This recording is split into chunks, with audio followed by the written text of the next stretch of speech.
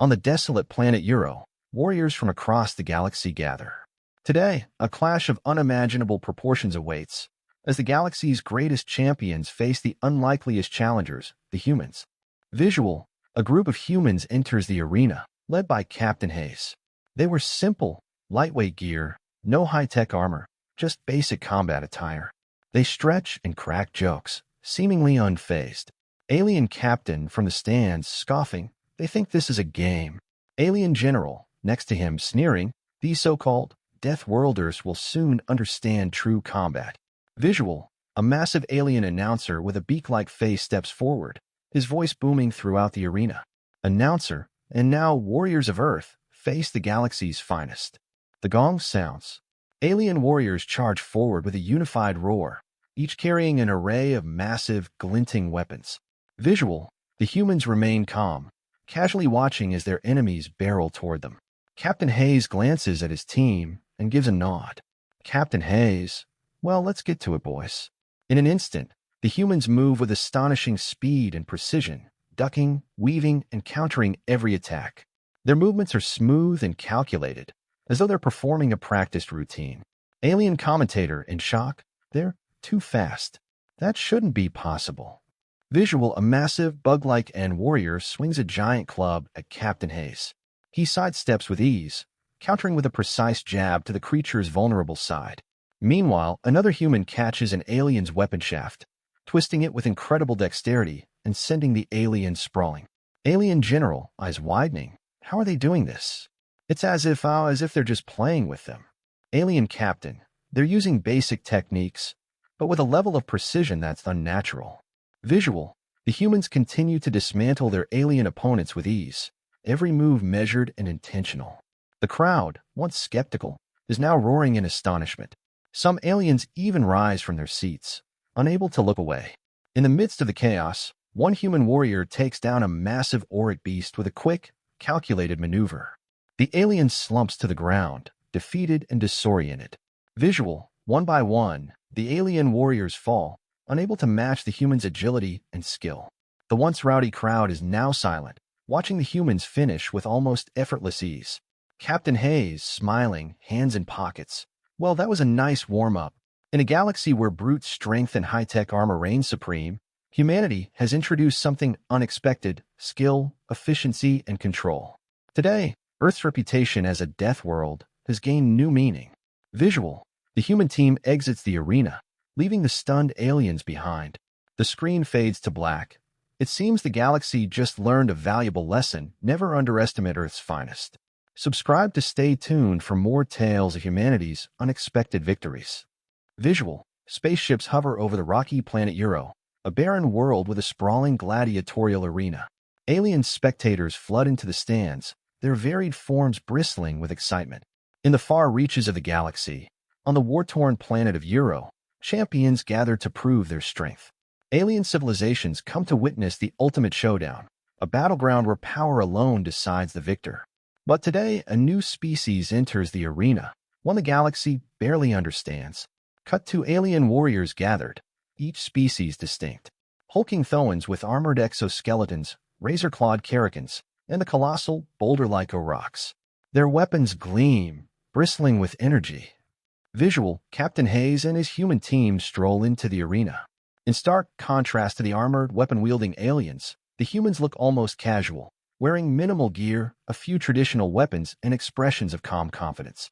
Alien General, whispering to the captain next to him. They call them Death Worlders, yet look at them. No shields, no advanced armor. This will be over quickly. Alien Captain: they are more foolish than I thought. Hayes cracks a grin, glancing at his team. Captain Hayes in a low, confident voice: just like practice, everyone. Let's show them how Earth does it. Visual: the arena's gong sounds, reverberating like a thunderclap. Alien warriors bellow, their roars shaking the ground, and they charge as one, weapons raised and eyes blazing. In the galaxy, humanity is viewed as a mere curiosity, a species from a so-called death world, but lacking the advanced weaponry of true galactic powers. Today, that perception is about to change. The human team braces for impact, calm and collected. As the alien forces charge, the humans wait, and then, with lightning-fast reflexes, spring into action. Visual: a massive alien swings a club the size of a human torso down at Captain Hayes. He sidesteps, almost casually, before launching a quick, powerful counterpunch that reverberates through the Thoan's armored chest. Alien spectator in shock. Did he just knock down at N? Another human, a smaller yet agile fighter, dodges a Karakan warrior's axe, grabs the handle mid-swing, and twists it with such force that the Karakan is hurled across the arena. Gasps ripple through the crowd. Alien announcer: the humans, they're not even breaking a sweat. Cut to the stands. Aliens exchanging bewildered, alarmed looks. Alien captain clenching his fists. This has to be a trick. No creature from a primitive planet should be able to counter our finest. Alien general grimly: they're not using strength alone. Their movements are precise, efficient. Every strike calculated. Visual: a group of human fighters, moving in near-perfect synchronicity, deflect attacks, counter with precision, and move in unison to take down towering opponents. One human lands a sweeping kick to an Auric warrior, sending it crashing down. Visual: as the battle rages, one human warrior taps a button on his wrist, activating a device that projects a small but resilient force field. A spear bounces off it, surprising the alien who threw it. Alien commentator, gasping: wait, they have shields? They're hiding their true capabilities. Captain Hayes calls to his team, grinning. Captain Hayes: all right, team. Time to show them some Earth ingenuity. Another human throws a smoke grenade, creating a thick, blinding cloud. The aliens panic, their vision obscured. The humans slip through the chaos, silently and swiftly, emerging on the other side to launch a coordinated attack on their bewildered foes.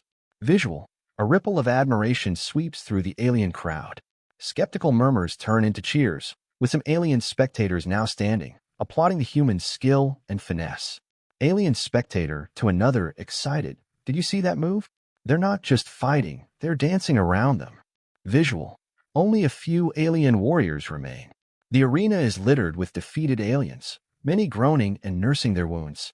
Captain Hayes faces the last opponent, a towering Karakan, snarling and swinging a massive axe.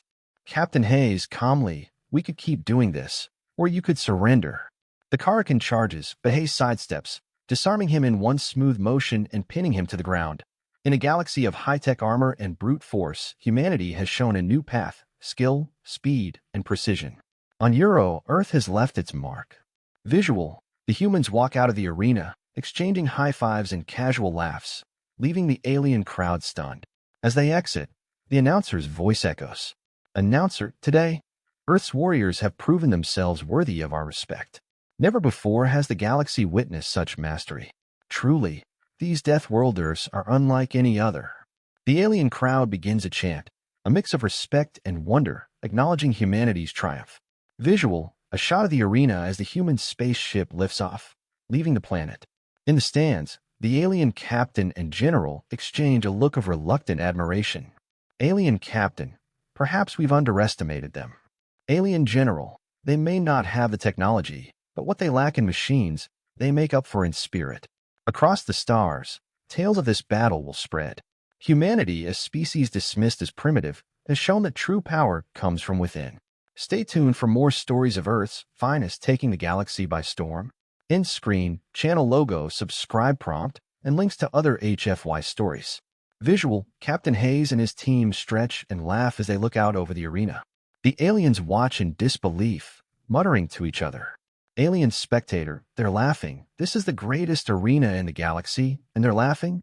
Alien general: overconfidence. They'll learn the hard way that there's no room for levity in combat. Captain Hayes catches the look from the alien warriors and smirks. Captain Hayes, whispering to his team: think they're underestimating us? Human fighter number 1, grinning: guess they've never seen Earth's survival training videos. Visual: the gong thunders across the arena. Alien warriors stomp forward in unison, forming an intimidating line of brute strength and high-tech weaponry. The humans remain still, scanning the approaching threats calmly. To the galaxy, Earth's warriors look almost comical. No armor, minimal weapons, and a casual confidence that seems almost foolish. Yet they move with a purpose that the galaxy has yet to understand. The alien warriors pause just before reaching the humans, exchanging uncertain glances as the humans stand unfazed. Alien commander: what are they doing? Attack them. With a resigned sigh, Captain Hayes gives his team a nod. Captain Hayes, all right, let's get to work. Visual, an enormous Karakan warrior lunges forward, swinging a spiked mace the size of a small tree trunk. One of the human fighters, Sam, sidesteps it with remarkable speed and delivers a brutal elbow strike to the creature's abdomen, making it stagger back in shock. Alien commentator in disbelief, that can't be right. How did he dodge that so easily? Another human, Jess, slips under the blow of a hulking rock and uses the creature's own momentum to flip it over her shoulder, sending it crashing into the dust. A stunned silence falls over the crowd. Alien spectator. Impossible. That's pure muscle. No creature could do that. Visual, the alien warriors exchange nervous glances. One by one, they attack in groups, trying to surround humans, only to be evaded and outmaneuvered at every turn. Human fighters start coordinating, covering each other's blind spots effortlessly. Alien captain, realizing they're working as one. Captain Hayes watches the chaos unfold, calling out commands like a conductor leading an orchestra. Captain Hayes, Sam, to your left. Jess, overhead, duck under, and sweep. The humans respond instantly, moving in sync, their coordinated strikes and dodges confusing their opponents and leaving the aliens stumbling. Alien general, dismayed. It's like they're reading each other's minds. Visual, one by one, the alien fighters go down. A towering hen, covered in chitinous armor, collapses after receiving a series of well-placed strikes from a human staff. The crowd gasps as another human slides under the legs of a Karakan, using its weight to flip it face-first into the ground.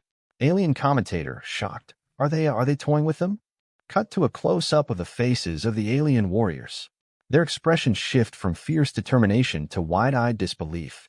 Visual, the alien spectators, once smug and dismissive, are now anxiously watching. The ripple of awe grows louder as the humans continue their seamless assault. Alien spectator number one, murmuring to another, these death worlders, they're nothing like what we expected. Alien spectator number two, in awe, perhaps they weren't exaggerating. I've never seen fighters move like that. The camera pans to a young alien child watching wide-eyed, gripping the edge of the railing with excitement. Alien child, I want to fight like them someday. Visual, only a few of the strongest alien champions remain, rallying together for a final stand. They form a protective circle, weapons raised, clearly shaken but determined. Alien commander, we can't let these death worlders defeat us. Captain Hayes motions to his team to hold back, sizing up the remaining champions with a cool, appraising gaze. Captain Hayes, calling out to the alien champions, you can still surrender, you know. We don't have to keep going. Alien champion, growling, never. This is our arena. The humans exchange shrugs and nods, and without a word, they move as one, charging forward to face the last group. Visual, the humans engage the champions with startling grace, each of them supporting one another seamlessly. One human takes a hit meant for another, using the moment to throw the alien off balance. Another human ducks under a blade, grabbing the arm of a teammate and launching them into the air to strike from above. Alien general, in astonishment, they fight like a single unit. They're more than warriors, they're family. The final alien champion falls, breathing heavily and defeated. The humans stand victorious but relaxed, like they've just finished a training session. Visual, the alien crowd is silent for a moment, processing the unimaginable. Then, one by one, the spectators start clapping, creating a thunderous applause. In the face of overwhelming strength, it was unity, trust, and unbreakable bonds that led humanity to victory. Today, Earth has shown the galaxy a new kind of power. Captain Hayes and his team glance around, surprised at the applause. He looks up, offering a small salute to the crowd, a subtle nod of respect. Visual, the humans leave the arena, their footsteps echoed by the applause and chants of death worlders from the crowd. The camera pans to the defeated alien champions, who watch the humans exit with a new sense of respect. Alien captain, to himself, today, the galaxy learned that true strength comes not from weapons, but from heart. In the galaxies beyond, a new legend has begun. Humanity, the death worlders, are more than warriors. They are a force united, a power undiscovered, a legacy in the making. Visual fade to black, and the channel's logo appears along with text. Subscribe for more stories of Earth's finest facing the galaxy's greatest challenges. Join us as we explore the universe through the eyes of humanity. pushing the limits one battle at a time. End screen, buttons for subscribing, links to other epic HFY stories, and an invitation to share thoughts in the comments. Visual, the humans walk through the dark, echoing corridors beneath the arena, still catching their breath after the hard-won battle. Captain Hayes exchanges proud glances with his team. Captain Hayes, well done, team. I think we gave them something to talk about. Jess, still adrenaline charged. Did you see the look on that Karakin's face when I flipped him? Priceless. Sam, and that Iraq, you could tell he'd never seen anyone dodge like that in his life. They laugh, patting each other on the back, but there's a glint of seriousness in their eyes. They know they've just changed things, and that they're representing more than just themselves. Visual, in the stands, the alien spectators are still murmuring in excitement, amazement, and a hint of disbelief. The alien captain and general sit, processing what they've just witnessed. Alien general, we've dismissed them as primitive, but perhaps these humans have something we lack. Alien captain, I never thought I'd see a fight like that. Their coordination, their skill. It was as if they could predict each other's moves. The general glances at the captain, nodding thoughtfully. Alien general, maybe they're more than warriors. They're a family, and that makes them powerful. The camera zooms in on the captain's face as he contemplates the new respect growing in him for the humans. Visual, inside their spacecraft, the humans unwind after the battle. Hayes sits in a captain's chair, looking over a hollow display of Euro and the arenas below. Captain Hayes, we did more than win a fight today. We planted a flag, showed them who we are. Jess, you think they'll remember? Captain Hayes, oh, they'll remember. They'll be telling their grandchildren about the Death Worlders who took down the galaxy's best with nothing but grit and teamwork. Some grinning. We're legends now, Cap. They all laugh, but there's a sense of pride and weight in their expressions. They know they're representing humanity in a galaxy that has much to learn about their kind. Visual news broadcasts flash across different alien planets, each one filled with reports of the humans' victory. We see alien families gathered around holograms, replays of the humans' tactics, and slow-motion clips of the humans dodging, weaving, and counterattacking. News anchor, alien language translated to subtitles. The so-called Death Worlders from Earth had defied all expectations, showing unparalleled speed, skill, and unity in the face of seemingly insurmountable odds. Reports confirm that no other team has won a match against the galaxy's elite with such agility and precision. We see various aliens watching in awe, some shaking their heads in disbelief, while others appear inspired. Visual, in a high-tech alien military base, two commanders review footage from the fight in Euro's arena. They pause, replay, and analyze the humans' every move. Commander Number 1, our simulations didn't predict this. No technology, no advanced weaponry, and they still managed to overwhelm our finest. Commander Number 2, thoughtful, it wasn't strength. It was coordination, adaptability. They read each other's moves before they even happened. Commander Number 1, imagine if they had our tech. These humans, they could become more than a curiosity. They could be a threat or an invaluable ally. The two exchange a silent look of realization, understanding that humanity's future in the galaxy is something they can no longer ignore. Visual, a grand chamber where representatives of various alien species debate humanity's growing presence. The conversation is heated. Some argue for cooperation, others view humanity with distrust. Council Member Number 1, we cannot dismiss these Death Worlders any longer. They are resourceful and resilient. It would be wise to offer them an alliance before they become our competition. Council Member Number 2, an alliance? With such a primitive race? They lack our technology, our resources. Council Member Number 1, but they have something we do not, a unity that gives them strength beyond our comprehension. The Council murmurs in agreement, setting a new motion to invite Earth's representatives to discuss potential collaborations. Visual, on a dark, smoky planet, alien mercenaries discuss the humans, eager to test themselves against Earth's warriors. Mercenary leader, so these Death Worlders think they can make a name for themselves? Let's show them what real warriors are made of. Second mercenary, careful. I heard they're different. They don't fight alone. They fight as one. Mercenary leader, all the better. Bring the whole team. I want to see just how tough these legends are. The mercenaries laugh, but there's a nervous edge to their bravado. It's clear that humanity has rattled even the galaxy's toughest fighters. Visual, back on the human ship, Captain Hayes gathers his team in the briefing room. A holodisplay shows maps of alien systems, marking potential allies and enemies alike. Captain Hayes, word's spreading fast. Every fighter, every mercenary out there is going to want a piece of us. Sim, bring it on. We showed them today, and we'll keep showing them. Jess, we're not just fighters. We're representing Earth. Hayes nods solemnly, placing a hand on the display. Captain Hayes, this is just the beginning. The galaxy's big, and it's watching us now. Every move we make, every battle we fight, it defines what humanity stands for. So let's make it count. The team exchanges determined nods, knowing that every future fight will carry the weight of Earth's reputation. Visual, a transmission lights up on the ship's console, displaying a message from the Galactic Council. Holographic message: to the warriors of Earth, you have earned our respect, but respect alone does not grant safety. We invite you to represent your world in the trials of Proxima, where only the greatest warriors survive. Captain Hayes reads the message and grins. Captain Hayes, looks like we've been invited to the big leagues team. Narrator, though, they may have entered the galaxy as unknowns, but humanity's warriors are leaving a legend in their wake. From one challenge to the next, they'll continue to carve their name into the stars. So stay tuned for humanity's next encounter, and prepare to witness the unbreakable spirit of Earth's champions. Visual fade to black, and the channel's logo appears with an enticing invitation. Narrator VO, if you want to see how humanity defies the odds and challenges the galaxy's finest, subscribe and follow our journey. Together, we'll explore the triumphs, the challenges, and the spirit of Earth that refuses to back down. End screen, subscription prompt, links to other HFY stories, and a question for the viewers. What do you think?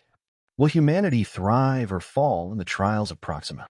WER struggles, and the gravity of representing Earth in the galaxy's deadliest tournament.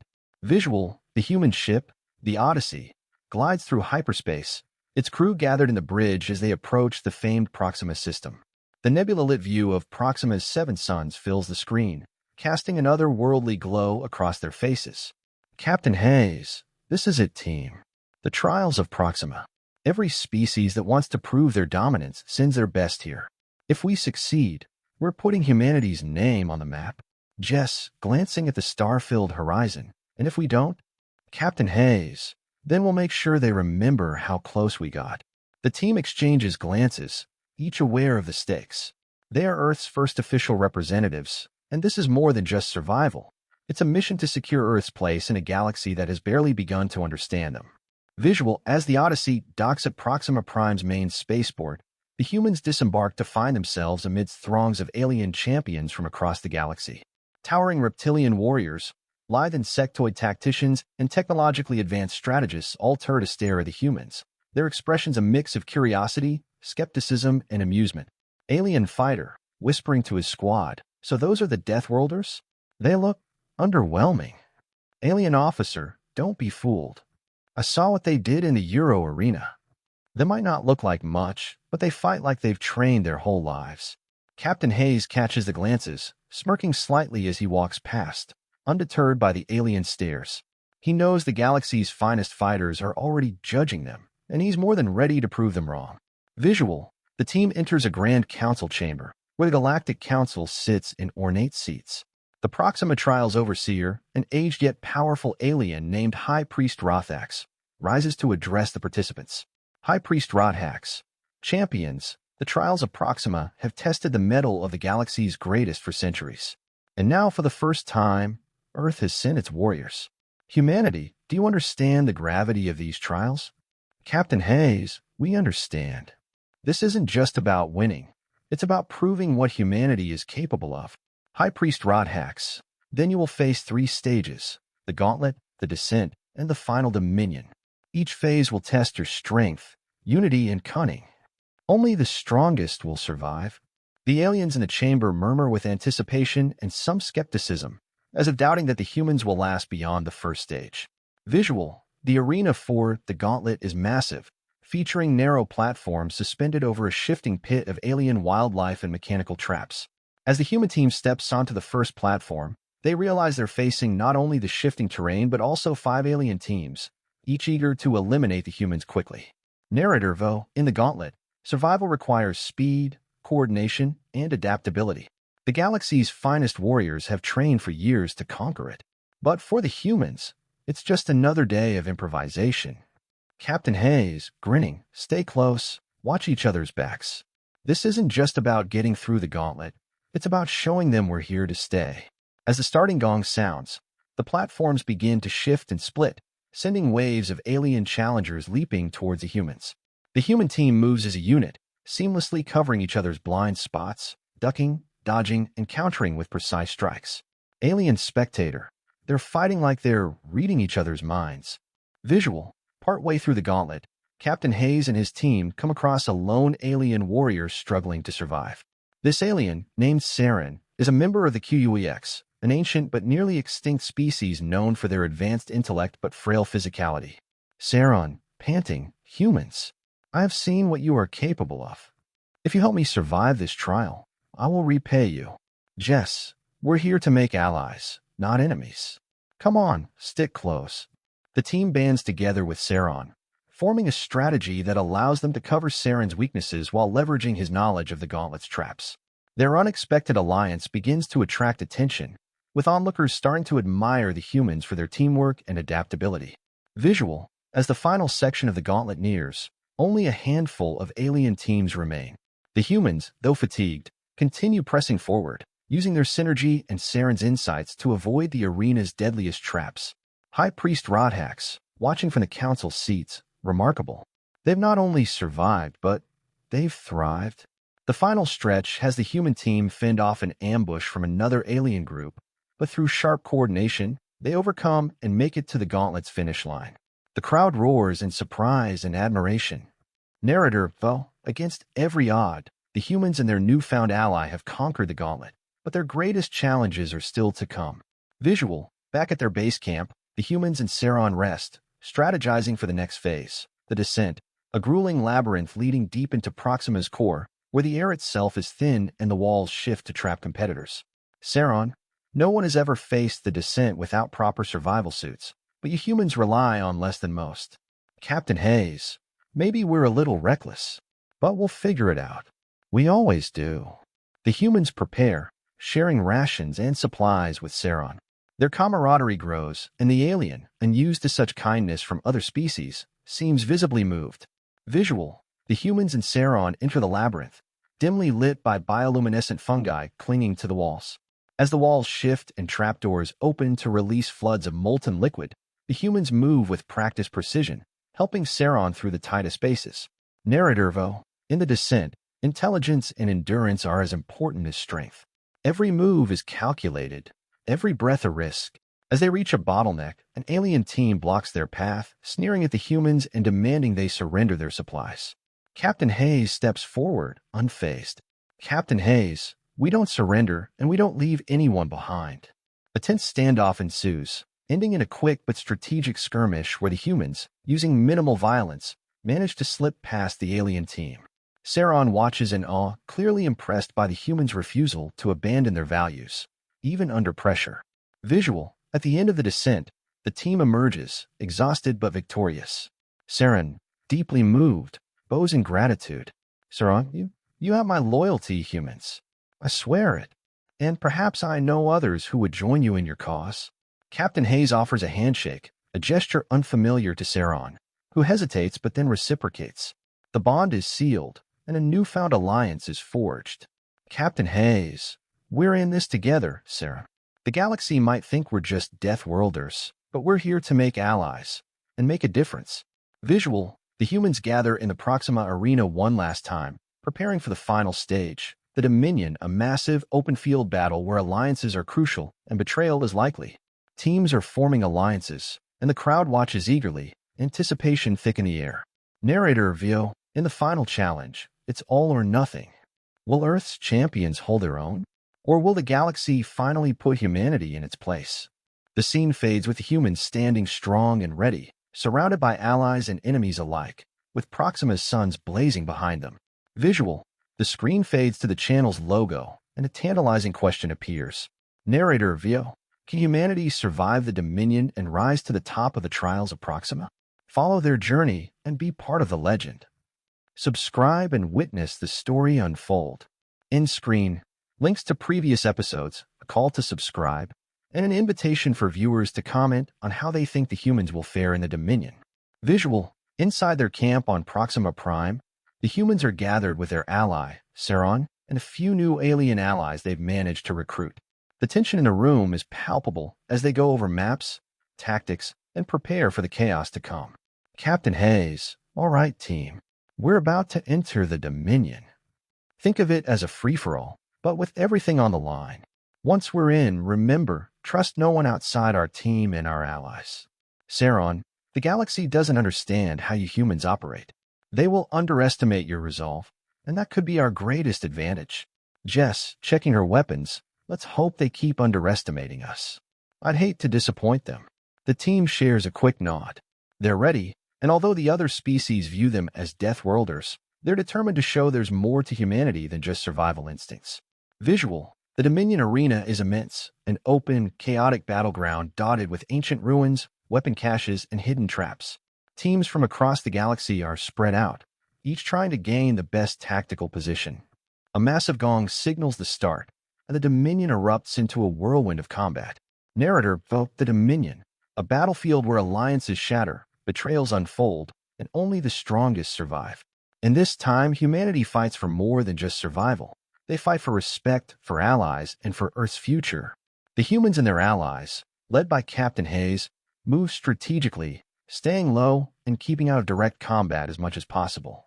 However, it doesn't take long before they're spotted by a group of heavily armored alien warriors. Alien warrior, there they are. Let's take down the Death Worldess.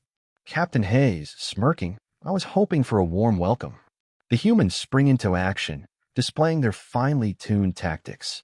Using their agility and precision, they evade and counterattack, dismantling the opposing force with a speed and efficiency that leaves the spectators in visual mid-battle. Captain Hayes and his team regroup with Saron and a few other allies in a temporarily secure area. Suddenly, one of their allied groups, a cunning species known as the Orcs, turns on them, launching a surprise attack. Orcs leader, apologies, humans. But there's more at stake for us than mere friendship. Sir, betrayed, you dishonor the alliance. Captain Hayes acts fast, barking orders as the team narrowly evades the ambush, defending themselves against the surprise attack. Despite their betrayal, the humans manage to turn the tables, outmaneuvering the Orcs and forcing them to retreat. Captain Hayes, that's how it is in the Dominion. Trust is a weapon and a vulnerability. Everyone ready to keep going. The team nods, bruised but unbroken, with Saron vowing to remain loyal to humanity. The betrayal only strengthens their resolve. Visual, the humans stumble upon a ruin, hiding a massive ancient weapon from a long-forgotten civilization. Saron explains that it's known as the Eye of Tesserus, a weapon so powerful it could turn the tide of the Dominion. Only one species has ever dared to wield it in the tournament, and it almost wiped them out. Saron, the Eye of Tesserus is unstable. Those who try to use it often lose control. But in the hands of a team as unified as yours, you might just stand a chance. Jess, then let's give them a show they'll never forget. Using their coordinated skills, the humans activate the Eye. The weapon emits a powerful energy pulse, creating a shielded area where they can regroup and defend themselves against approaching enemies. The other teams realize the humans have control of the Eye, and they quickly organize an assault to take it back. Visual, alien teams converge from all directions, a mix of desperate warriors and fearful rivals determined to seize the Eye. The humans and Saron stand their ground, using the weapon to hold off their enemies. Captain Hayes, all right, team. This is it. We didn't come here to just survive. Let's show them exactly why Earth deserves respect. The ensuing battle is a flurry of movement and precision. The humans and Saron fight side by side, defending the Eye with tactical prowess. Despite being vastly outnumbered, they work together seamlessly, covering each other's backs and outsmarting the alien teams with creative strategies. One by one, the opposing teams fall back, awestruck by the humans' resilience and unity. The crowd watching from above erupts in disbelief as the humans continue to repel wave after wave of alien champions. Narrator, well, in the end, it wasn't the weapon that made them powerful. It was their unity, their spirit, and the strength of their bond. Humanity had proven that even in the face of overwhelming odds, they were a force to be reckoned with. Visual, as the final alien team falls, Captain Hayes and his team remain standing, battered but victorious. High Priest Rodhax, observing from the council chamber, looks on with newfound respect. High Priest Rodhax, remarkable. These humans have proven their strength, not just in battle, but in spirit. Today, they have earned their place among the galaxy's greatest. The arena erupts in cheers, some reluctant, others genuinely moved by the humans' display of honor and unity. The Alien Council formally declares humanity the victors of the Dominion. Visual, back on Proxima Prime, the humans gather with their allies and the council members. The other species, once dismissive, now look upon the humans with admiration and respect. Saron bows, pledging the loyalty of his people to Earth's cause. Saron, Captain Hayes, you and your people have taught us the meaning of loyalty. We will stand by you. Captain Hayes, we came here to prove ourselves. And now, we're leaving with allies, respect, and a reputation that won't be forgotten. Visual, the screen fades as the human team heads back to their ship, now heroes not just for Earth, but for all who witness their strength. Their victory in the Dominion has set the stage for humanity's future in the galaxy. Narrator, the trials of Proxima tested humanity's courage, unity, and spirit. And against every odd, they emerged triumphant, leaving a legacy that will echo throughout the stars. Humanity has arrived, and the galaxy will never be the same. End screen, links to the series, a call to subscribe, and an invitation for viewers to comment on where they think humanity's journey in the galaxy will lead next. Visual, back on Earth's flagship, orbiting Proxima Prime, the human team celebrates their hard-won victory. The crew is laughing, recounting tales of the battle, and savoring the rare moment of peace. But Captain Hayes remains contemplative, staring out into the void of space. Captain Hayes, to himself, victory feels different when you know what's coming next. The galaxy's respect is one thing, but what about the real challenge? Keeping it.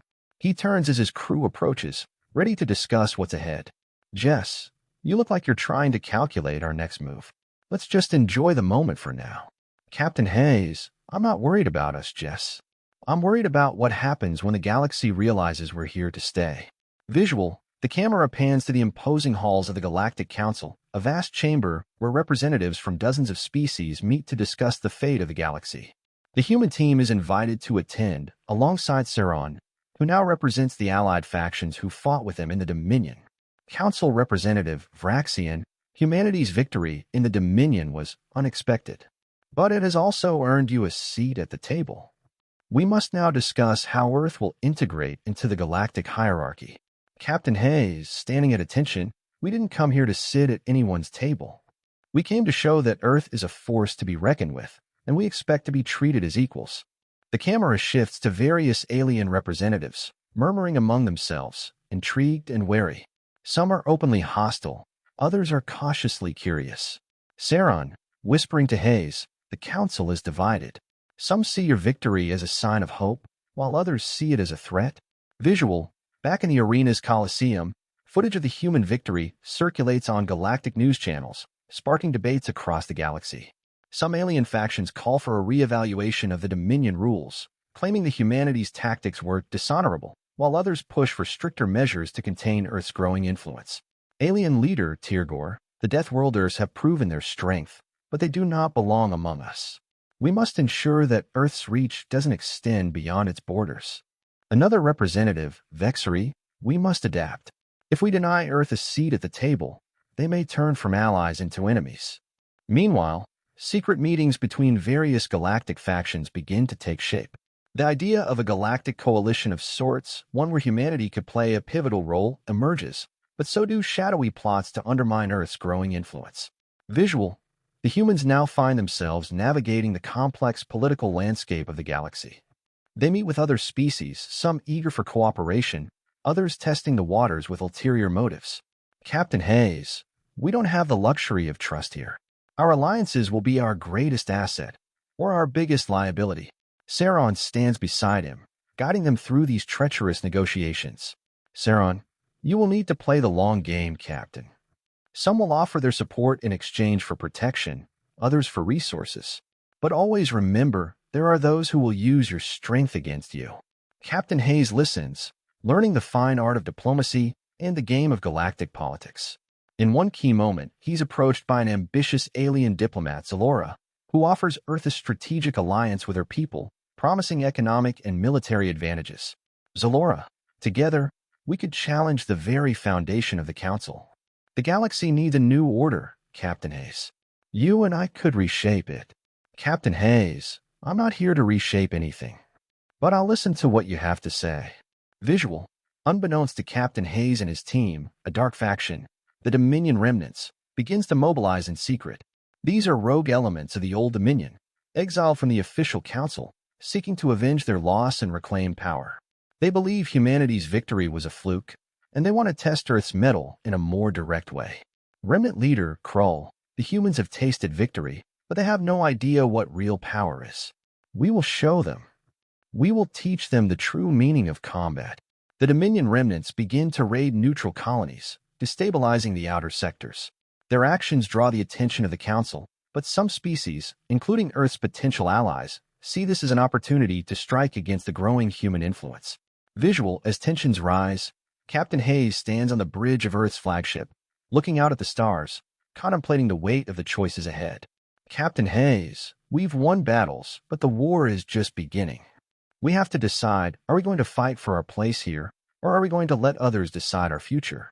The humans prepare for the possibility of war, knowing the galaxy will never be the same again. Earth's place in the universe is no longer uncertain, it's now a target. And while they've earned respect, they must prove that they deserve their seat at the table.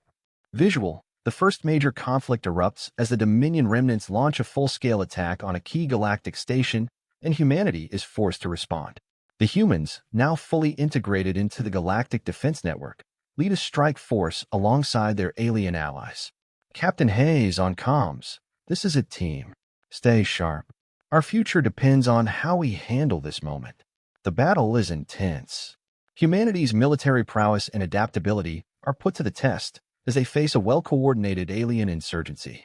The humans' tactics, drawing on both their training and instincts, turn the tide, but not without heavy losses. Narrative. The first true test of Earth's resolve begins here, in the heart of galactic conflict. Humanity's legacy is on the line, and the choices they make now will echo throughout the stars. Visual. As the smoke clears from the battlefield, Captain Hayes looks once more at the galaxy, his responsibility now far greater than ever before. Narrative. The galaxy has been forever changed. Humanity has earned its place among the stars, but now it must fight to keep that place. The battle for the future has only just begun. End screen. Links to previous episodes, a call to subscribe, and an invitation for viewers to comment on what they think will happen next in the war for the galaxy. This part of the story sets the stage for the next chapter in humanity's journey through the galaxy, with political intrigue, potential alliances, and the looming threat of war. The human team is no longer just fighting for survival, they're fighting to lead and define their place in the universe. The stakes are higher, and the challenges more complex than ever. Visual. A tense atmosphere fills the command center aboard Earth's flagship, Pride of Earth. Captain Hayes and his crew stand around a holographic display, showing the spread of Dominion remnant attacks. Reports flood in from various sectors of the galaxy, and the scale of the threat becomes increasingly clear. Captain Hayes, sternly, they've started the war. But we're not going to wait for them to come to us. We'll strike first. Jess, our forces are spread thin. We need reinforcements. Saron, Earth has made powerful enemies, Captain. But we've also made allies, ones who may be willing to fight at your side. The camera cuts to a group of high-ranking alien diplomats and generals, some of whom stand with human forces on the front line, awaiting orders. Captain Hayes. Then we call them in. It's time to show the galaxy that we're not just a target. We're a force to be reckoned with. Visual. The battle erupts in the Outer Rim, a strategic station known as Zeta 9, a key location in galactic trade routes. The Dominion remnants launch an all-out assault with a fleet of rogue warships, hoping to cripple Earth's influence. Humanity's newly formed coalition of alien allies arrives just in time. The battle takes place in space, with human ships alongside allied vessels weaving through the chaos. On the ground, human marines engage Dominion remnant forces in fierce skirmishes. A mix of advanced alien tech and human ingenuity comes together in unexpected ways. Captain Hayes, over comms, hold your ground. This is just the beginning. The humans and their allies fight with unmatched intensity. The Dominion remnants' attack is brutal, but humanity's precision, adaptability, and sheer resolve start to turn the tide. The remnants are forced to retreat, but not before leaving behind a message. They won't be the last to challenge humanity. Narrator, Vio, the first battle of this war has been won, but the war is far from over. The galaxy now knows one thing for certain. Humanity fights with a fire that cannot be extinguished. Visual, the political landscape of the galaxy begins to shift. While humanity's strength in battle has earned them respect, new and old tensions are coming to the forefront. Some factions that once sided with Earth now question its growing power, while others are eager to use humanity as leverage against their enemies. Captain Hayes and his team find themselves in an increasingly precarious position, trying to balance military strategy with the web of galactic diplomacy. Zalora, alien diplomat, you've proven your strength, Captain Hayes, but strength alone won't win you the galaxy. You'll need allies, and not all of them will be friendly. Captain Hayes, we don't need friends. We need people who know the value of loyalty. And those who don't, well, they'll learn quickly. Sir, warning, watch your back. There are forces in the Council who will seek to turn the tides against you. They fear humanity's rise. Meanwhile, on the other side of the galaxy, factions within the Galactic Council secretly begin discussing whether humanity should be contained or even removed from the Council entirely. Visual, the Dominion remnants, licking their wounds after the last defeat, regroup and begin building something even more dangerous, a new weapon capable of threatening Earth's newfound alliance. Deep in a hidden lab, the remnant scientists work tirelessly on the project. Krull, remnant leader, the humans think they can stand up to us. But we will show them that no one can defy the Dominion. This weapon will burn their hopes to ash. The remnants are building a powerful doomsday device, a massive weapon capable of destroying entire fleets. The implications of this weapon are clear. It could tip the scales in favor of the remnants and force the galaxy back into chaos. Visual, as intelligence reports indicate the remnants' new weapon is nearing completion, Captain Hayes decides to take the fight directly to the heart of the enemy. In a daring move, Earth and its allies launch an assault on the Dominion remnants' stronghold, an ancient, heavily fortified station known as Gorgoth 7. This is a do-or-die mission. The humans and their allies infiltrate the station, engaging in close-quarters combat with remnant forces in a brutal showdown. The station's labyrinthine halls echo with gunfire and explosions as the humans press forward, determined to stop the weapon before it's too late. Captain Hayes, this ends today. We're taking them down, one way or another. The mission is costly, with heavy casualties on both sides. But Captain Hayes and his team, aided by Saron and a few loyal alien warriors, managed to destroy the weapon at the last moment, causing a massive explosion that cripples the remnant forces. Visual, the remnants, crippled by their loss of the weapon and scattered across the galaxy, are forced into retreat. The remaining factions of the Dominion either disband or are absorbed into other political entities, and the galaxy breathes a sigh of relief. Krull, defeated, to his remaining forces, this is not over. The humans may have won this round, but the war for the stars is far from finished. They will fall one day. Back on Earth's flagship, Captain Hayes watches the final reports of the remnant retreat, a rare moment of peace settling over the team. Captain Hayes, we've won. But there's still more to do. We've earned respect, but now we need to prove we can lead. The galaxy isn't going to just hand us the future. We're going to have to fight for it. Visual. The camera zooms out to show the Galactic Council chambers. A new resolution is passed, one that formally recognizes humanity's place in the galaxy. Earth's delegation is granted a permanent seat at the Council, marking a major shift in the balance of power. Zalora, alien diplomat to Captain Hayes, you've done it. Humanity is no longer a footnote in galactic history. You are now a force to be reckoned with. Captain Hayes, with resolve, we've earned our place. And we're not going anywhere. The human team, now seen as leaders among the galaxy's diverse species, prepares for a new chapter in their journey. They've proven themselves on the battlefield, but now they face the challenge of governing, leading, and defending Earth's interests in a galaxy that is still reeling from the aftershocks of the war. Visual, as Captain Hayes and his team stand on a bridge, looking out at the vast expanse of space, the screen fades to black. Narrator, the war for the galaxy is over for now. Humanity has proven its might, its resolve, and its worth. But the real challenge begins now. Will Earth lead the stars into a new age of peace, Or will it become just another empire in the making? Only time will tell. And the journey is far from over. In screen, links to the series, a call to subscribe, and an invitation for viewers to comment on what they think will happen next in the evolving galactic struggle. This continuation takes humanity's story into new territory: political power struggles, growing alliances, and the inevitable consequences of their rise to prominence. The narrative sets up future stories where Earth may be tested in ways even more complicated than war, as the galaxy now sees them as a leader in a new era. There's still much more to explore in this thrilling sci-fi universe. Visual: a few months have passed since the fall of the Dominion remnants. Earth and its new allies have started to solidify their position in the galaxy. The human delegation attends a ceremonial summit where representatives from various species are gathered, reflecting the uneasy balance of power now in place. Though peace seems to have taken hold, something feels off. Captain Hayes, in a quiet conversation with Saron, walking through the bustling halls of the Galactic Council headquarters: "We won the war, but I don't feel like we're done.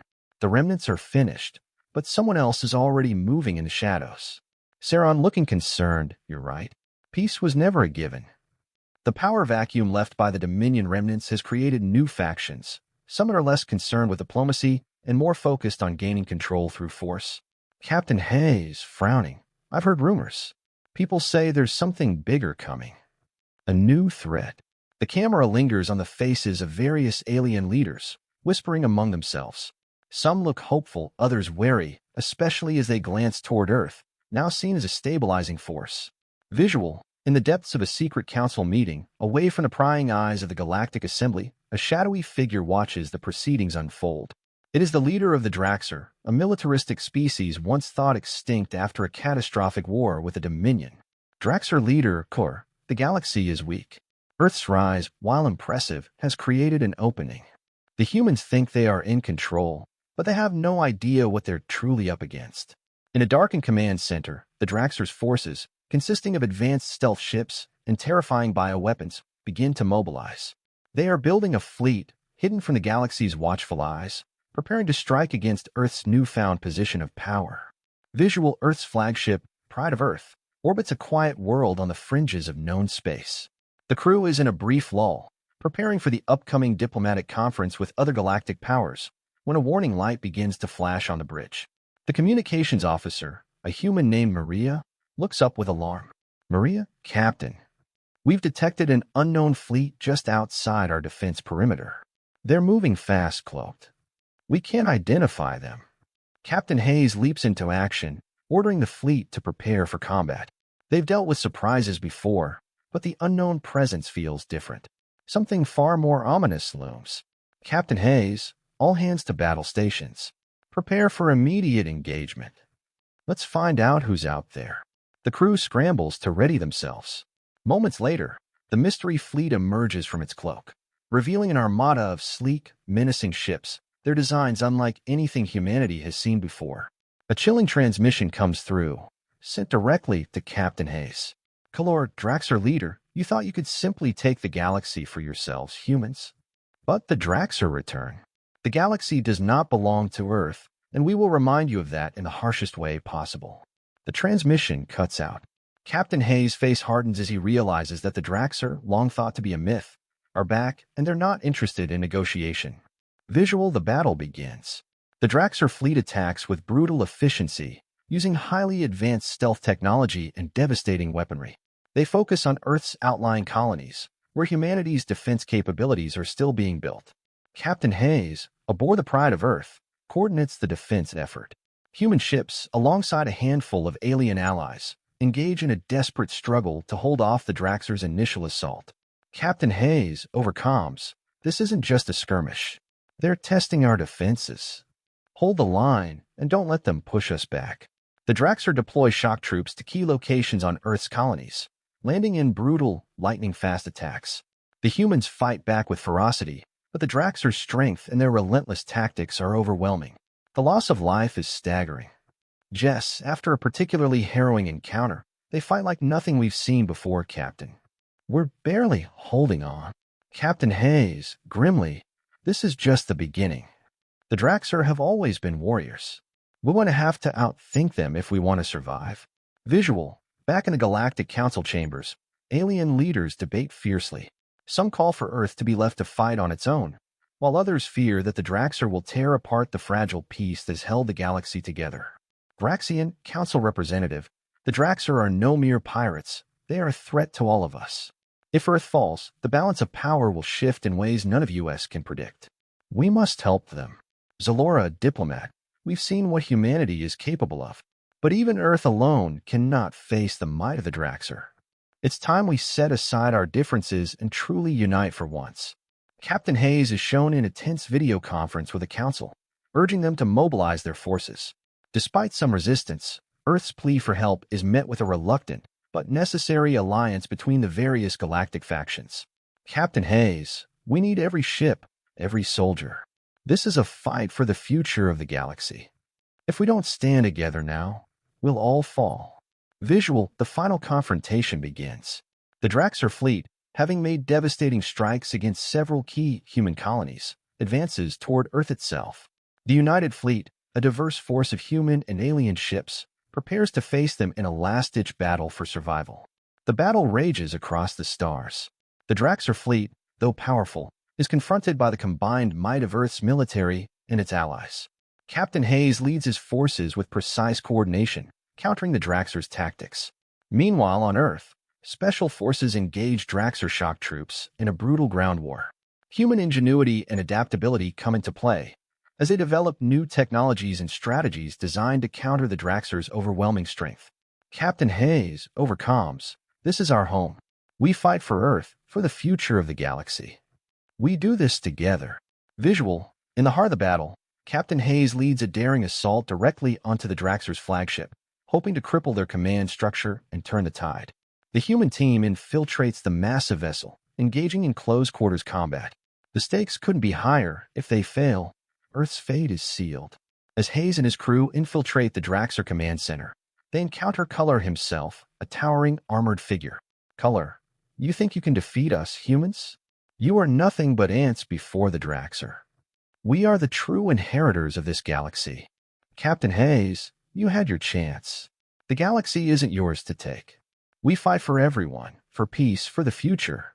You'll learn that the hard way. In a climactic battle, Hayes and his team take down Color and the Draxxer command, ultimately forcing their fleet into retreat. Earth and its allies have won the war, but the damage done is immense. Visual, the camera pans over a shattered galaxy, still reeling from the aftermath of the Draxxer War. Earth has once again proven its resilience, but the galaxy is now more divided than ever. Captain Hayes and his crew are back at Earth's flagship, surveying the damage, both to their fleet and their future. Captain Hayes, we've won, but the war for the galaxy isn't over. The Draxxer were just the beginning. There's always something more waiting in the dark. The screen fades to black, leaving the galaxy's uncertain future in suspense. Narrator Vo, the galaxy is forever changed. Earth has faced its greatest challenge yet, and emerged victorious. But as the stars continue to burn, one question remains. Who will rise next to challenge humanity's place among the stars? In screen, links to the series, a call to subscribe, and an invitation for viewers to comment on what they think will happen next in this ever-expanding universe. Visual, the war with the Draxxer is over, but the scars remain. The camera pans across Earth's massive reconstruction efforts on various colonies. The once vibrant cities are now half destroyed, with towering piles of rubble scattered across the landscape. Workers from various species, including humans, Galerans, and even a few remaining Thri-Kreen, work tirelessly together. Captain Hayes, overlooking the ruins from the Pride of Earth's observation deck, looking pensive. We've won, but it feels like we're just patching up cracks in the foundation. The galaxy is still fractured. One war ends, and another seems inevitable. Saron steps beside him, shaking his head slightly as he gazes out at the reconstruction efforts. Saron, peace is always temporary, Captain. But you're right. The Draxxer may be gone, but what of the factions they were allied with? Or those watching us, waiting for their moment? Captain Hayes, we have to prepare for whatever comes next. Humanity has learned the price of complacency. Visual, far beyond the reaches of Earth's expanding territories, in a region of space known as the Abyssal Expanse, an ancient force stirs. A vast network of ancient, dormant ships begins to come online. The dark silhouettes of these colossal machines form an ominous fleet, hidden away in the deepest shadows of the galaxy. Their symbol, a broken star, appears on the galaxy's most secure communication channels. In a dark chamber, a figure in dark robes stands before a console, eyes gleaming with a deadly purpose. The figure speaks into the shadows.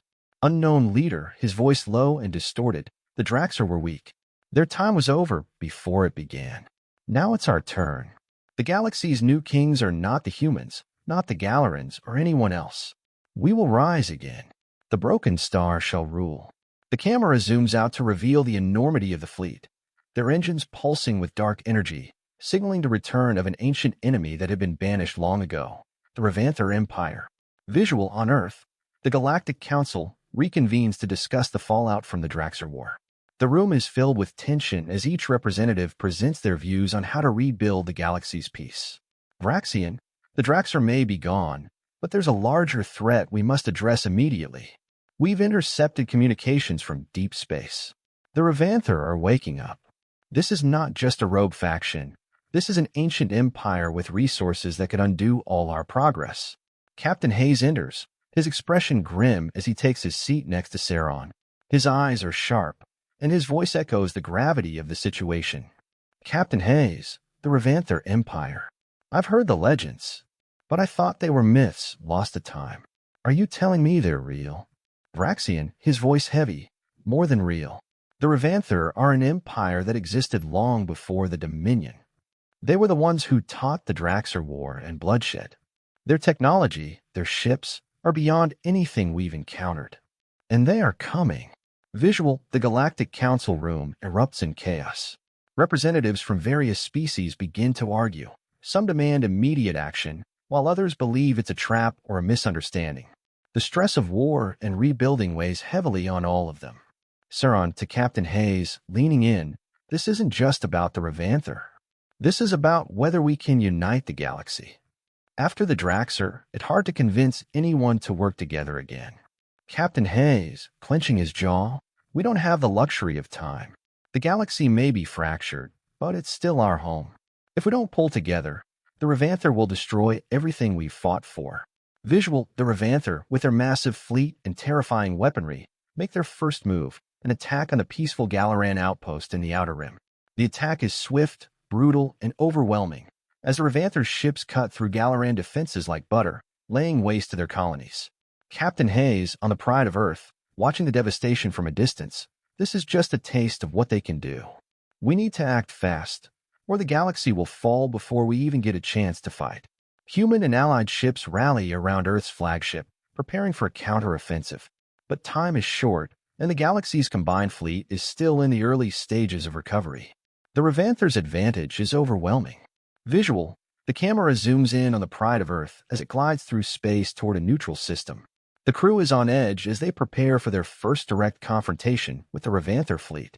In a war room on board, Captain Hayes, Saron, and key leaders from other species, including a reluctant Thranaxian, a warrior species notorious for their isolation, are gathered. Captain Hayes, we've all seen what the Revanther are capable of, but we need to set aside our differences. We've got no choice but to work together, or we lose everything. The Thranaxian leader, a towering, armored creature, growls, crossing his arms. Thranaxian leader, you're asking us to ally with the ones we fought against for centuries. How do we know we can trust you? Captain Hayes, with a grim smile, you don't. But I can tell you this, if we don't fight together, none of us will survive. Visual, the Pride of Earth and its ragtag fleet arrive at the edge of the Revanther's territory, but what they find is a scene of devastation. The Revanther have already raised several neutral colonies and are now advancing toward the heart of the galaxy. They are unstoppable, relentless, and have already begun altering the fabric of space itself with their advanced technologies. The battle is massive, an all-out clash of galactic powers. Human ships, Galaran forces, Thranaxians, and a few other factions engage in a brutal war against the Revanther. The odds are against them. In the heart of the battle, Captain Hayes and his crew are locked in a fight to protect Earth from the incoming onslaught. Meanwhile, a secret weapon, an ancient artifact left behind by the Revanther, is discovered on a remote world, hidden away to ensure the galaxy's survival. But to activate it, humanity must sacrifice more than they ever expected. Visual, with the Revanther's fleet threatening to overwhelm them, Captain Hayes makes the ultimate choice to send a team to secure the ancient Revanther artifact, an object that could turn the tide of the war. But it is a dangerous mission, one that will cost lives. Captain Hayes, we may not be able to stop them with force alone, but if we can awaken the old power, we may just have a chance. Let's do this for the galaxy. The camera lingers on the faces of his team, preparing for the most dangerous mission of their lives, as the battle rages in the distance. Narrator, oh, humanity's darkest hour is upon them. The Revanther Empire, long thought to be a myth, is real, and they seek to reclaim the galaxy they once ruled. With old enemies turned allies, new technologies emerging from the ashes of the past, and sacrifices yet to be made, the fate of the galaxy hangs by a thread. In Scream, the battle is far from over. Tune in next time to see how humanity fights for its survival against the Revanther. Visual, the camera zooms in on the Pride of Earth as it drifts toward the deep space zone where the Revanther are staging their attacks. Captain Hayes and his crew prepare for the most dangerous mission of their lives, infiltrating the Revanther's space to find and activate the ancient artifact that might be their only hope. Captain Hayes, standing at the helm, speaking to his crew, "Listen up, everyone. This is no longer just a mission. It's the last stand. We're going into enemy territory, where their fleet controls every inch of space. Our only shot is to hit them where it hurts, but we've got one shot at this." Saren, with his 4 eyes narrowing, "If we fail, the galaxy falls. There's no room for error." Thranaxian leader, grunting, "I didn't sign up for suicide, Rontes. But for the galaxy, we'll see it through." As the camera pans, we see various species aboard the Pride of Earth, their faces determined but filled with the knowledge that this could be their final battle. The crew unites, ready for the challenge ahead. Visual, a remote planet in the far reaches of the galaxy, hidden away in a dense nebula. The Pride of Earth arrives in orbit, scanning the surface. Below, the ruins of an ancient city lie in wait, half buried in the dust of ages. The crew, Captain Hayes, Saron, and a few elite soldiers from various species, descend into the ancient city, exploring its eerie, silent halls. The atmosphere is thick with dust and mystery. Strange symbols are etched into the walls, and glowing lines of energy pulse faintly beneath the surface. Captain Hayes, scanning the ruins. "This is it.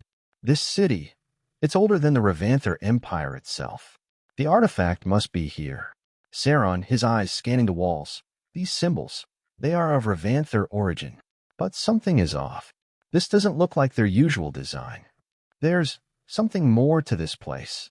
They find the artifact at the heart of the city, an enormous, crystal-like structure pulsating with dark energy.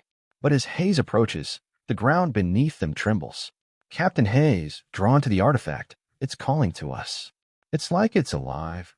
Suddenly, the artifact activates with a deafening hum, sending waves of energy throughout the chamber. The team braces themselves as a holographic image of an ancient Revanther leader materializes, his eyes glowing with malevolent energy. Ancient Revanther leader, speaking in a voice that seems to shake the very foundation of the ruins. "Fools, you dare awaken me? You cannot control the power of the broken star." Captain Hayes, gritting his teeth, "We'll see about that."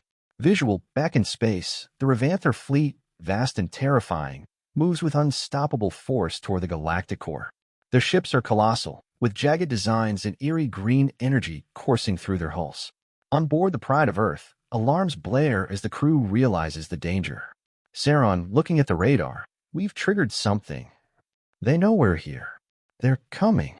The ship's engine begins to power up, but before they can escape, the entire system shudders as the Revanther ships drop out of hyperspace, surrounding the Pride of Earth on all sides. Captain Hayes, grimly, "Prepare for battle. We don't run, we fight. This is where we stand our ground." Visual, space becomes a chaotic battlefield. The Pride of Earth and the Allied fleet, human, Galaran, Thranaxian, and other species, are engaged in fierce combat against the Revanther. Explosions light up the darkness of space as energy blasts from both sides collide, sending shockwaves through the void. The Revanther ships are superior in size and firepower, but humanity's fleet is relentless. With their smaller, more agile ships, they manage to outmaneuver some of the Revanther's attacks, fighting with precision and calculated moves. Captain Hayes, shouting orders, "Target their engines. If we can slow them down, we can gain the upper hand. We can't let them take the core." The crew fights valiantly, But the tide begins to shift in favor of the Revanther, who have activated their deadly superweapon, a massive energy cannon capable of turning entire fleets into molten slag. Visual, just as victory seems impossible, a fleet of ships, unmarked, mysterious, appears at the edge of the battlefield. They open fire on the Revanther, confusing both the humans and the Revanther forces. Captain Hayes, watching from the bridge, "Who are these guys? They're not one of our fleets." The mysterious ships move with precision, disabling the Revanther's superweapon and tearing through their defenses with ruthless efficiency.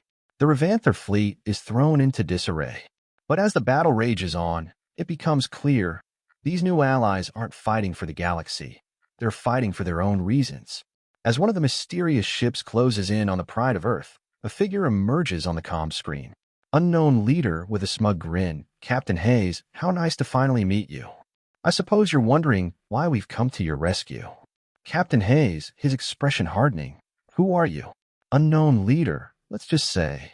I have a stake in this war, and I'm not about to let the Revanther take over my galaxy. Not without a price." Visual, the mysterious fleet pulls back after the battle, leaving humanity with more questions than answers. As the Pride of Earth regroups, the crew discusses their next move. "Captain Hayes, we've gained some ground, but the Revanther are far from finished. And now we've got this new player in the game. Who are they, and what do they want?" Saron, his four eyes narrowing in suspicion. "If they wanted to help, they wouldn't have waited until we were on the brink of destruction. I don't trust them, Captain. Threnaxian leader, and yet they saved us. For now, we need all the help we can get." Visual, the camera shifts to the heart of the Revanther fleet, where the dark energy of the Broken Star artifact is being harnessed. The Revanther are preparing for a final push to crush the galaxy's remaining forces once and for all. Revanther Supreme Commander, the galaxy shall burn beneath our might. Activate the star cannons. Let the universe tremble at our power. Back at the Galactic Council, plans are being made in secret. The war is not over yet. Humanity's leadership begins to discuss the possibility of launching a final, all-out assault on the Revanther Empire's heart, if they can find a way to neutralize the ancient weapon before it's too late. Narrator, though, the Revanther's power is growing, and the galaxy teeters on the edge of annihilation. But even in the darkest of times, new alliances will form, old enemies may become allies, and humanity will stand tall, fighting not just for survival, but for the future of the galaxy itself. End screen. Stay tuned for the next thrilling chapter in the battle for the galaxy. The war has only just begun. In this chapter, we see the galaxy on the brink of destruction as the Revanther prepare to launch their final strike.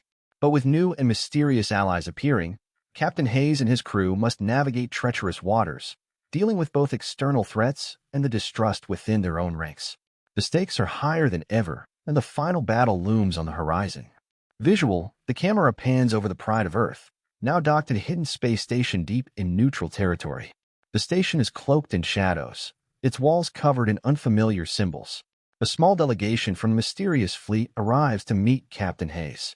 Captain Hayes, standing on the docking platform, facing the leader of the mysterious fleet, a tall, cloaked figure. "You saved our asses back there. But I still don't trust you. Who are you really?" The figure steps forward, removing his hood to reveal a pale, humanoid face with angular features and glowing tattoos running down his neck. "Mysterious leader, I am Rillian, leader of the Vahari Collective. We have our own stake in this war. Your enemies are my enemies, Captain Hayes." Captain Hayes, eyes narrowing. "The Vahari Collective? You've been around for centuries. Why intervene now?" "Rillian, the Revanther's rise to power disrupts more than just your galaxy. They threaten the entire balance of power in this sector. We've kept a low profile, but now the time has come for action." Captain Hayes, scoffing. "And what's in it for you? What do you want in return for your help?" "Rillian, when this war is over, I want one thing: access to the Broken Star's power. It is ancient, and it belongs to us as much as it belongs to you." Captain Hayes, gritting his teeth. "You think we're just going to hand over a weapon like that? You're insane." Rillian, smiling. "The galaxy has no choice, Captain. You cannot defeat the Revanther without it. You need me, and I need the Broken Star. Let's just call it mutual understanding." Visual, the Pride of Earth and its fleet allies prepare for their most dangerous mission yet. With the Revanther closing in, they have no choice but to launch a full-scale attack on the Revanther homeworld, where the Broken Star artifact is being harnessed for ultimate power. The scene shifts to a massive war room aboard the Pride of Earth. Captain Hayes and his senior officers are gathered around a holographic map of the Revanther homeworld, with Rillian standing ominously in the background. Captain Hayes, pointing to the map, "This is it, the Revanther homeworld. We'll infiltrate their capital city and destroy the artifact before it can be fully activated." Saron, "The Revanther have fortified every entry point. We'll never make it inside undetected." Rillian, with a calm, confident tone, "I can get you in. My ships are equipped with cloaking technology that can bypass their defenses. But once inside, you'll be on your own." Captain Hayes, "I don't like being dependent on anyone, Rillian, but we don't have much of a choice. Thranaxian leader, if we can't take them out from the inside, we'll have to hit them from the outside. We'll need to distract their fleets long enough for you to get the job done." Visual, inside the Revanther Supreme Command Station, the dark energy of the Broken Star is being harnessed to power a terrifying weapon capable of wiping out entire star systems. Supreme Commander Dranok stands before the massive artifact, overseeing its activation. Supreme Commander Dranok, his voice dripping with malice, "The time has come. Once the Broken Star is fully charged, nothing in the galaxy will be able to stand against us." He turns to his fleet commanders, who stand in awe of the power they are about to unleash. Commanders Elk, bowing, "Once we unleash the power of the Broken Star, the galaxy will fall in line. Every species will kneel before the Revanther Empire." Dranok smirks, his eyes glowing with anticipation. Supreme Commander Dranok, "And then we will turn our gaze to the Vihari. Their rebellion will be crushed. No one will challenge our dominance." Visual, the Pride of Earth and its allies enter the orbit of the Revanther homeworld, cloaked in darkness. The camera focuses on the Pride of Earth as it nears the planetary surface, just as a massive Revanther battleship passes by, unaware of their presence. Captain Hayes, on comms with the crew, "Everyone, hold your positions. We don't have much time. We need to hit the heart of the capital city and disable the Broken Star artifact before they fully activate it." As the ship descends into the planet's atmosphere, they encounter fierce resistance from the Revanther forces, but their cloaking technology gives them the edge. They land in a hidden cavern beneath the city, where they begin to make their way toward the artifact. Saren, his voice low and tense, "We're close. But the Revanther are already aware of our presence. We need to move quickly." Rillian nodding, his glowing tattoos flickering, "I will stay here with my ship and provide support. You'll need to get past their defenses on your own." Visual, as Captain Hayes and his team make their way through the Revanther city, they faced increasingly difficult opposition. The Revanther are everywhere, patrolling the streets, guarding entrances to the central chamber where the Broken Star artifact is located. The team fights through waves of Revanther warriors, using their superior agility and tactics to outmaneuver the larger, stronger enemies. As they approach the artifact, they are ambushed by a squad of Revanther elite guards. Captain Hayes, gritting his teeth, facing down the enemy, "This is it. We take down the artifact now, or we lose everything." An epic battle ensues in the heart of the Revanther citadel. Blades clash, energy weapons fire, and the ground shakes as both sides fight for survival. In the chaos, Captain Hayes makes a desperate sprint toward the artifact. Captain Hayes, lunging for the artifact, his hand outstretched, "I won't let you destroy the galaxy." But just as his fingers graze the artifact, a powerful force field activates around it, knocking him back. A holographic projection of Supreme Commander Dranok materializes before him. Dranok, laughing darkly, "You're too late, human. The power of the Broken Star is beyond your comprehension. You cannot stop us now." Captain Hayes, struggling to his feet, "We'll see about that." The camera zooms in as Hayes pulls out a device, a weapon forged from the same energy that powers the Broken Star. It's humanity's last hope, the ability to reverse the artifact's energy flow. Visual, the camera cuts between Captain Hayes and his team, fighting valiantly against the Revanther and the glowing power of the Broken Star artifact. Time is running out. Saron, shouting over the chaos, "Captain, you need to destroy the artifact now, or the entire galaxy is finished." Captain Hayes, gritting his teeth, "I'm not sure this is going to work, but it's our only chance." In a final desperate act, Captain Hayes activates the device, sending a surge of energy into the Broken Star. A massive explosion rocks the citadel as the artifact begins to destabilize. Supreme Commander Dranok, roaring in fury, knew. You will pay for this, human. The energy of the broken star is unleashed in a cataclysmic burst, and the city begins to collapse. Captain Hayes and his team are thrown to the ground, but they have succeeded. The broken star has been shattered. The Revanther's power has been broken, but at what cost? The galaxy stands on the edge of a new dawn or total destruction. Only time will tell who will rise from the ashes of this war. In screen, stay tuned for the next chapter in the Revanther saga. Will the galaxy rebuild, or will new threats rise from the ashes? In this chapter, we witness the culmination of humanity's desperate struggle to stop the Revanther from taking over the galaxy. With the Vahari Collective's ambiguous motivations and the Revanther's increasing power, the stakes couldn't be higher. The artifact is destroyed, but it's unclear whether this victory will truly turn the tide. The galaxy may have been saved from one threat, but the future is far from certain. Visual: the pride of Earth floats above the ruins of the Revanther capital city, the once glorious metropolis now a smoldering wasteland. A holographic map of the galaxy is displayed in the command center, with red warning lights flashing across it. Captain Hayes stands in front of the map, his face grim.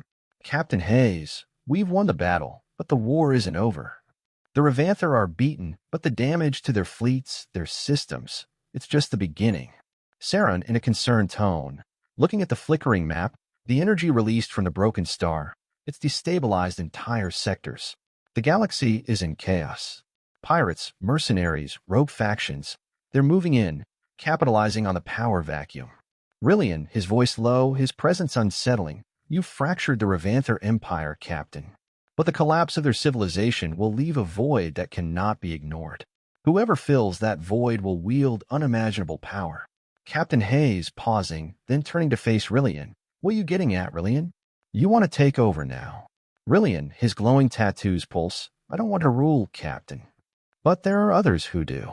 We've just seen the first signs of something far more dangerous. The Revanther weren't the only ones interested in the Broken Star's power.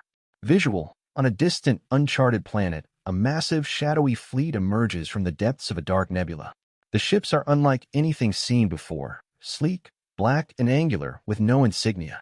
In the command ship, a tall humanoid figure stands, looking out across the stars. His eyes glow with an unnatural light. Mysterious leader, Varen, the Revanther were foolish. They thought they could control the Broken Star's power. They were wrong. The artifact was never meant to be wielded by one species alone. Now, we must take what is rightfully ours. Vecren turns to face a group of subordinates, figures draped in dark armor, each carrying an aura of palpable menace. Vecren, the galaxy is ripe for the taking. The humans have proven resilient, but they are not yet ready to face what we have become. Prepare the Ascendant Fleet. We move on Earth. Visual: back in a Pride of Earth, Captain Hayes receives a transmission. Cryptic warning. The screen flickers to life, revealing a ghostly figure, an ancient alien being with a face covered in glowing runes. Ancient entity, Captain Hayes, heed my words. The power you destroyed, it was not the only key. The Broken Star was a gateway, one that should never have been opened. You have unleashed the void, and it is coming. The Ascendant forces are rising, and they will stop at nothing to reclaim the power you shattered. The figure's voice echoes through the transmission as if coming from another dimension. Ancient entity, you are not ready for what lies ahead. The void will consume all that you hold dear. Only by uniting the galaxy can you stand a chance. The transmission ends abruptly, leaving a trail of static. Hayes stands frozen, his eyes narrowing. Captain Hayes, quietly, the void? What the hell does that mean? Visual: the Federation Council convenes in a massive, circular chamber on a space station orbiting Earth. Representatives from various species, humans, Vahari, Thranaxians, and others, sit around the table. Tension fills the room. Federation leader, a human woman with silver hair, the Revanther are no longer a threat, but this new enemy, the Ascendant forces, they are unlike anything we've faced. We must act quickly. Rillian, his voice calm but firm, the Ascendant forces are ancient. They have seen the rise and fall of civilizations across the galaxy. Their power is beyond measure, and they are targeting Earth. We cannot afford to stand by and wait. Thranaxian representative, with a growl, this is not merely a threat to Earth. The Ascendant forces seek to dominate all who stand in their path. If we don't unite, they will burn us all to ash. Captain Hayes, stepping forward, his voice resolute. Then we don't wait. We prepare. We fight. The galaxy's only hope is if we stand together, or we die alone. Visual, the camera zooms out from the Federation Council as an ominous force builds in the void of space. A fleet of ascendant ships emerges from the darkness of the nebula, their weapons primed and ready. Meanwhile, back on Earth, a massive storm cloud looms on the horizon. The air is thick with static, as if the planet itself senses the impending danger. Captain Hayes watches from the deck of the Pride of Earth as the storm intensifies, his face set in grim determination. Captain Hayes, to his crew, get ready. Here. The Ascendant fleet enters Earth's orbit. Their ships move like shadows, silent and deadly, their presence sending ripples through the space-time fabric itself. The first shots of the war are fired, and Earth is plunged into its darkest hour. Visual, the sky above Earth erupts in a massive battle as the Ascendant fleet engages the Federation's combined forces. The battle is brutal, with advanced weaponry lighting up the heavens. Federation ships are destroyed in moments, their shields unable to withstand the Ascendant's power. Captain Hayes, on the comms, barking orders, "We're taking heavy fire. Get the fighters into the sky. We need to buy time." The camera follows the Pride of Earth as it maneuvers through the chaos, dodging enemy fire and returning shots with deadly accuracy. But it's clear the Ascendant forces are outmatching them at every turn. Saron in the cockpit, voice strained, "We can't hold out much longer. We need reinforcement, Captain." Captain Hayes, gritting his teeth, "We've got to hold them off. Call in the Vahari fleet. We need backup now." Visual, as the battle intensifies, a new fleet emerges from the dark edges of the system. The ships are sleek, with a strange, organic design, and their shields ripple with an unfamiliar energy. These are the ships of the ancient race, the ones who warned Hayes of the void. The ships engage the Ascendant fleet with terrifying precision, cutting through the enemy forces with ease. Vecran watches in disbelief from the bridge of his flagship. Vecran, snarling, his eyes glowing brighter. Impossible. The Ancient Ones, they should be nothing more than myth. On the bridge of the Pride of Earth, Captain Hayes watches the battle unfold. Captain Hayes, muttering to himself, "Whoever these guys are, they're our only shot." Visual, the camera cuts to a dark, hidden temple on a forgotten world where ancient beings, possibly the same ones who warned Captain Hayes, gather around a glowing artifact, one far more powerful than the broken star. Ancient entity, whispering in the shadows, the void is awakening. The Ascendant forces are merely the heralds. What is coming next? No one can withstand it. The screen fades to black, the sound of an ominous whisper echoing. Ancient entity, the end is only the beginning. The galaxy stands on the precipice of annihilation. With new enemies rising from the void, Captain Hayes and his allies must face threats beyond their comprehension. The fate of all worlds depends on the choices they make and the allies they find in the darkness.